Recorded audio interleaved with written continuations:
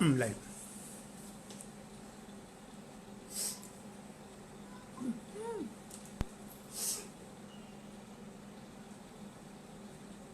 Can you see?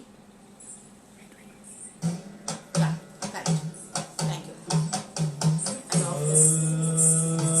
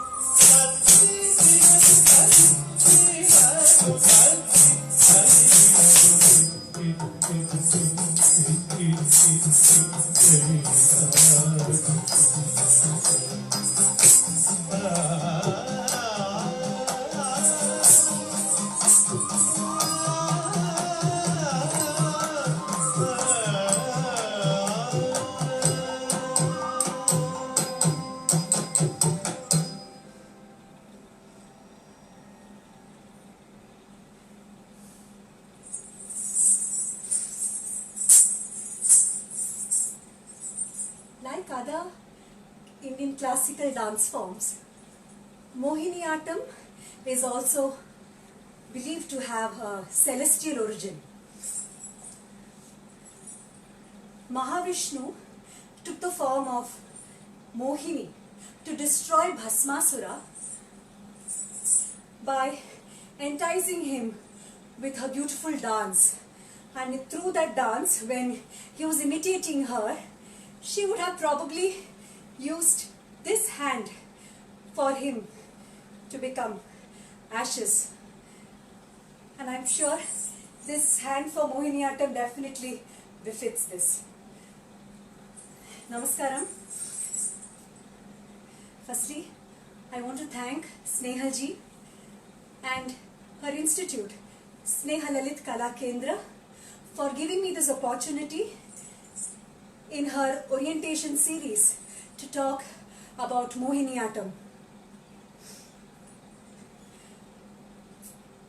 With little learning and experience that I have received from my gurus, Srimati Jayashree Nair, Kalamandalam Shemavati teacher, Kalamandalam Leelama teacher, I will share a little about the style, the aharya, and try and do one or two items. I'll just take my seat.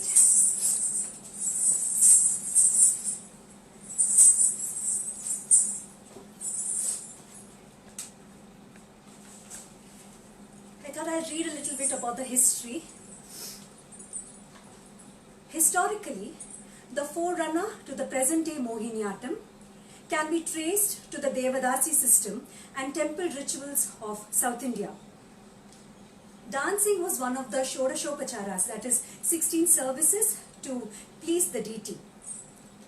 One branch of this devotional art form later came to be known as Sadiratam and metamorphosed into Bharatanatyam. Another branch, known as Dasyatam, developed under the patronization of the rulers of Travancore, like Maharaja Swadhitirunal, His Highness Balarama Varma, etc., who also composed kritis suited for this dance form.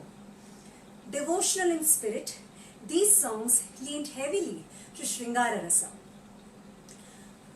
Though Mohiniyattam was taught and practiced by different teachers at various places, a concerted effort to develop a logical training system was introduced at the Kerala Kalamandalam, established by the great poet Vallathol Narayana Menon and his mentor Mukundaraja Varma in the 1930s.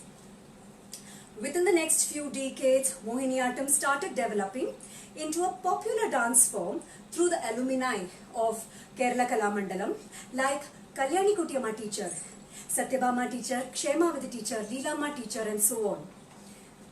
Added to that, the efforts of, I should say, non-Keralite dancers like Dr. Kanakreli ji, Dr. Bharati Shivaji ji made Mohiniyattam famous nationally and internationally.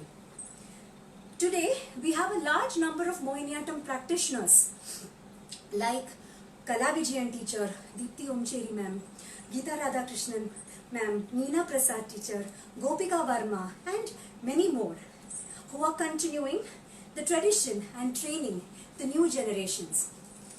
So that's a little about the history which I thought one has to understand.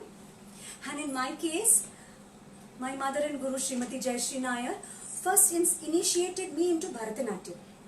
After a couple of years, she started teaching me Mohiniyattam also. She had her initial training in Mohiniyattam under late Kalamandalam Rajalakshmi teacher, and with her insistence, later she went and took training under Kalamandalam Satyabhama teacher. She learned quite a few items also from there. And once she came back, as it's her practice, she's imbibed the best from both and has developed a pattern of her own and has been teaching all these things to us. Before I get into the technical part of the Mohiniyattam style, a quick this thing about the Aharya. Kerala's very fond of gold, that I think everybody knows, right? So the same ornaments of Mohiniyattam are basically everything golden. Be it the Kashimala, the Elakathali, the Kashimala, there is a Manga Mala, and there is something with a green color which is the Palakya. These are very auspicious for a Malayali, and I think that's how these ornaments were imbibed in the Mohiniyattam.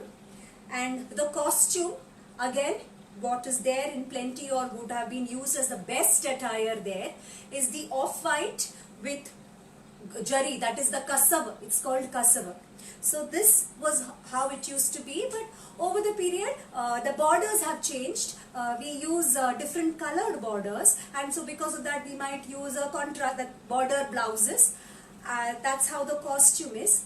When it comes to hairdo, so this is a very typical Mohiniyattam hairdo, and there are certain schools who still follow plait and sometimes even juda. So that's it with the costume. I'll go a little into the technique.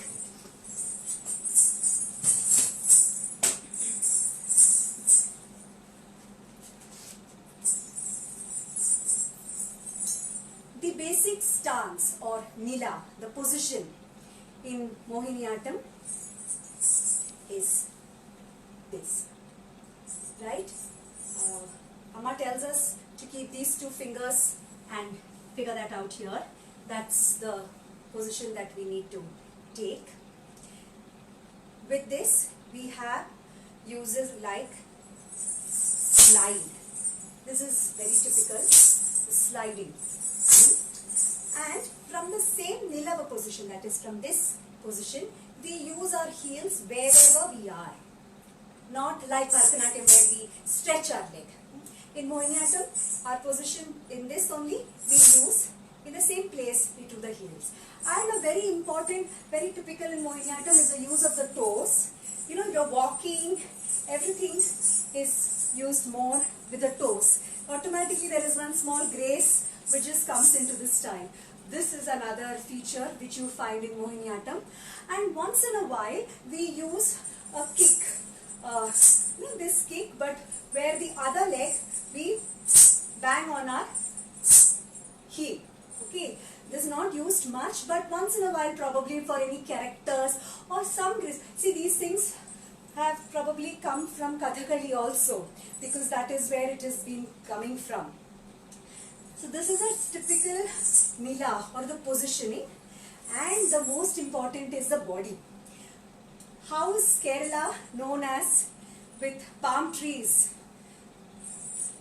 paddy fields, lot of beaches. So all these things are used in the style.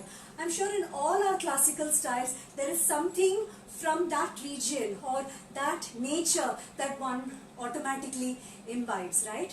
So the very typical movement, we have a circular movement, we have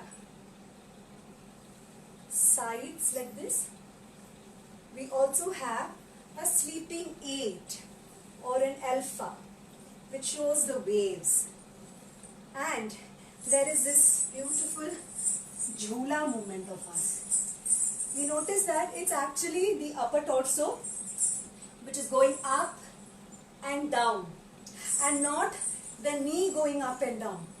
It's the upper torso which goes up and sways back. So this is the body, and yes, and with a facial movement, eyes are the most important part in Mohiniyattam. We use it in very, very explicitly we use them, and to highlight that, we have our eyebrows. Not only for Abhinaya, but during Nritta also, when we do certain movements, there is always an eyebrow which is used, which you can find even in Kathakali that way. Abhinaya, quite some other styles also use eyebrows during expressions, but in Nritta specifically to use, we find it in Mohiniyattam. And when you noticed, I've been using these hand movements, you can notice that there are a lot of wrist movements. Unlike Bharatanatyam, where you just have everything cut movement. I'm again talking about Bharatanatyam here because I also do Bharatanatyam, and Amma always used to make us very consciously, or she used to say, you should not be mixing the Bharatanatyam cut movements into the Mohiniyattam. So that's why I'm just telling you all, if some of you all are even Bharatanatyam practitioners, you can understand how this becomes different from Mohiniyattam. So there is this usage, a lot of wrist movements in every way, everywhere. Okay, so all this is a wrist movement which is used. And if you know this hand gestures that we use, for example, this is a Mudrakya Hasta and this is the Ardha Chandra Hasta. Now this sounds again, because otherwise we normally tell this Hamsasya or Chandrakala. In Mohiniyattam, and rather I should say all these Kerala classical forms like Kathakali, Kudiyattam, Krishnattam, Namyar Kuta, and even Mohiniyattam, all of us follow the Hasta Lakshana Deepika. Okay, so this is a treatise mainly talking about the hand gestures, and that is what we have used. The hand gestures look very similar, agreed, but the names are being given. It's a different name. Like for example, this is Pataka in Hasta Lakshana Deepika, this is Ardha Pataka in Hasta Lakshana Deepika, and it goes on. Then we have not much of leaps. We don't have too many leaps. If at all, whatever we have to do from our position, this is all we can do. And our movements are also, this kind of a movement. That is all is there. I remember an instance, few years back, I have had the fortune to work with Parvati Dattaji at Aurangabad, Mahagami. So we had this ensemble that we were working on. So all the classical styles, 7 of us used to stay at Mahagami, and that's how the work used to be. So there has been we have a choreographing for a big stage. So Didi in beach with me, she'll say, okay, from this stage you need to go to jump to that stage, you have to hop. And the other dancers, they just jump high and they take some turns and they reach.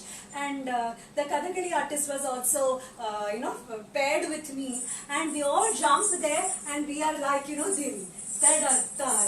This is how we could maximum joke. So when Parvati Di saw this for the first time, she's like, you look like some royal elephants coming. That's how. So yes, like the elephants, we can't be very grounded. That is all we can do. We cannot jump, and that's the beauty of this style. So I just thought I'd share that. I'll show few steppings, chollas of the Mohiniyattam, and then I'll get into the items. So one can see through the steppings how the style is. We have like take it, ta, hip,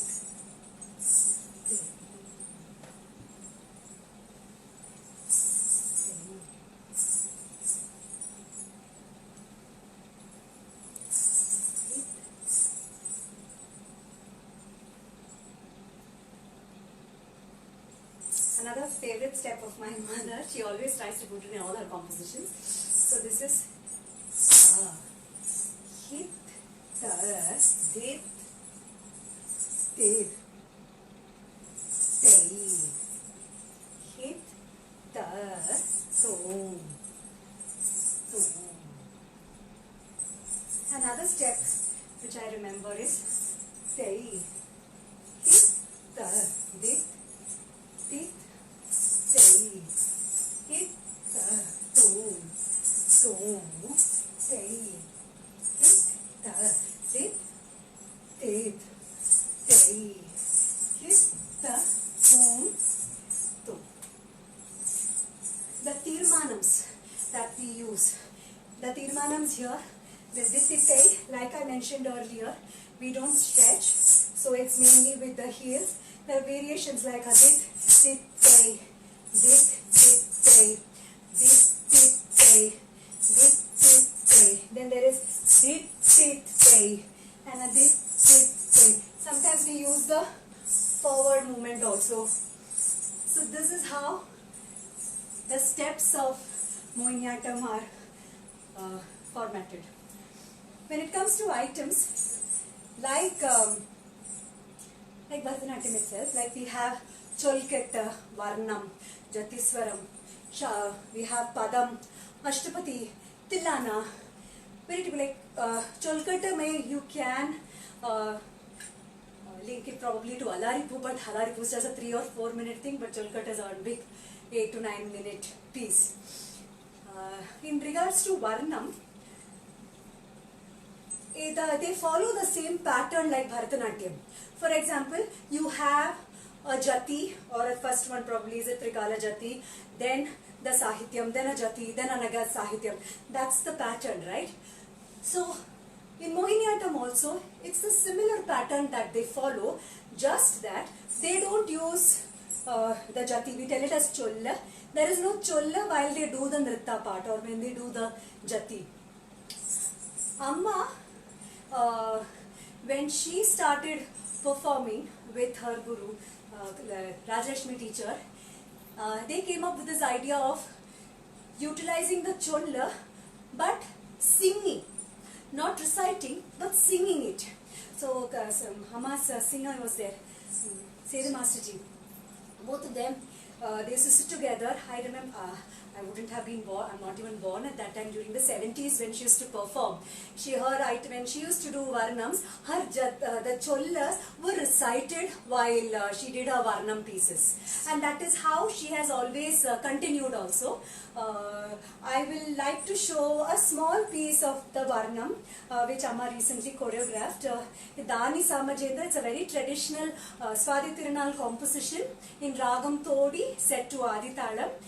Just the first line, Dani Samajendra Gamini, which means the Nayika is talking to a Sakhi, and first this line X means she's describing the Sakhi who has an elephant gait. So that's all it is. I'll try and show you just the first para.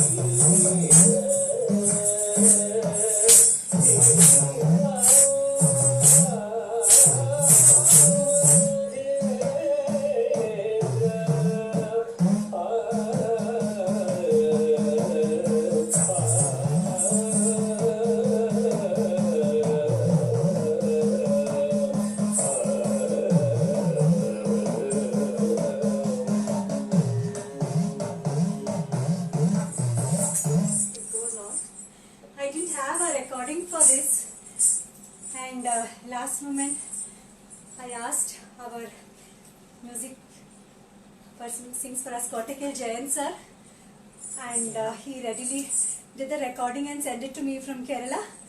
And I gave this piece to Nambishan sir in Bombay, and he put the Edekya, and also he's the one who gave me the Jatis. And the first item that I performed is an excerpt from our Manuni production, where Shivaprasad Chetan has sung for us. So that's what, in this kind of a lockdown on pandemic, as artists, I think none of us are simply sitting. We are still able to do whatever we can do in the minimum facilities that is available. And I guess that makes us going. So after this, regarding the Padam, Ashtapatis, Tillanas, these were, or rather these are, the very typical items which you find in the Mohiniyattam repertoire. And there, over the period of time, artists have started taking poetries in, for doing in the Mohiniyattam. But very often it used to be initially Malayalam or Manipravalam, that is a combination of Malayalam Sanskrit or Sanskrit poetries like Jayadeva's Gita Govindam. No, people didn't take in another language. Now there has been a lot of experimenting, I should say, trying out on new songs, because end of the day one understands that language is not a barrier when it comes to expressing through our dance form, right? So I remember Kshemavati teacher using ghazals in her repertoire. Like that, many years Amma started doing that for us. In fact, before that, Swati Tirunal himself has written quite a few Hindi songs, Hindi padams, which are done in Mohiniyattam. Amma took up a Kshatriya padam, Kodi Kuse, and we just tried and experimented it. And I guess it did come out fine. People did appreciate about that. And over that time, Amma also did quite a few bhajans in Hindi. And then we went once to Rajkot, and we thought, why not take something familiar to them? And we got this song of Narsan Mehta ji's Jala Kamala Chandi Jare Bala, that I guess everyone there knows it by heart. And we went and performed that. Amma choreographed it with me and my daughter, and people really loved it. So that actually probably inspired us also to go check on more poetries. And like that, one other one which I think I will present it right now with you all is a Marathi piece. It is from the Marathi Nirupan. Kona Kavada Ughadito. I've seen many years back Alkadi doing this for the Natyanjali, and then that's when Amma and I decided we should also try it in Mohiniyattam. And I got the opportunity to perform this once for the Natyanjali some few years back. I thought I'll just do that as my final piece. Yeah.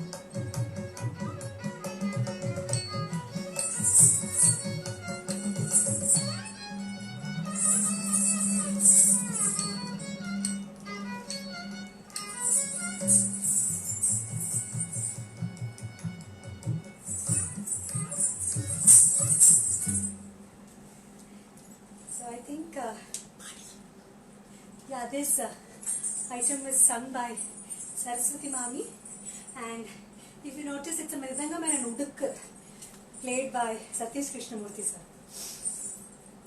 So one understands that over the period of time,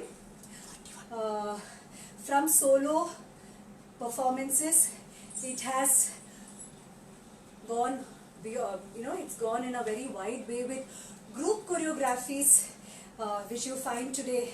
We have also done quite a few group choreographies, which I think many Mohiniyattam dance schools are doing these days. Like we have done Radha Madhavam, Gita Govindam ka, then Rasva Bhagavatam. I'm just saying to name a few. So from here one can understand Mohiniyattam as a solo dance.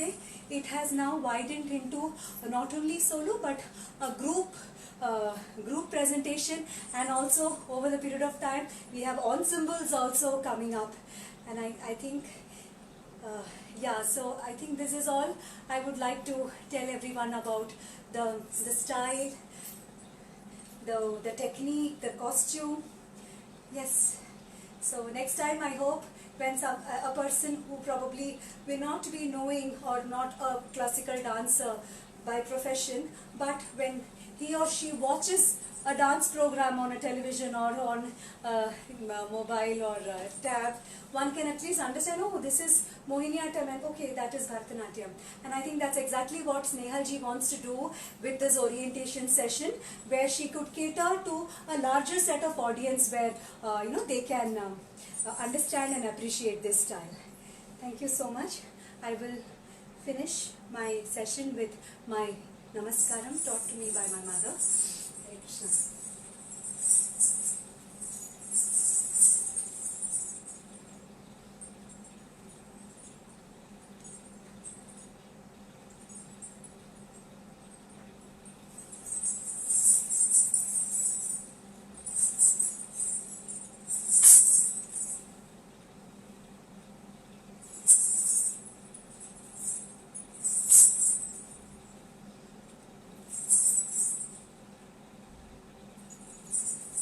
Thank you. Is that yes? 43. I'll just, are there any comments or anything that I need to work on? Nothing. No? So I think I will finish. Thank you. Shubharatri. Please voice next. Yes, at 7:45 there is a Satariya orientation.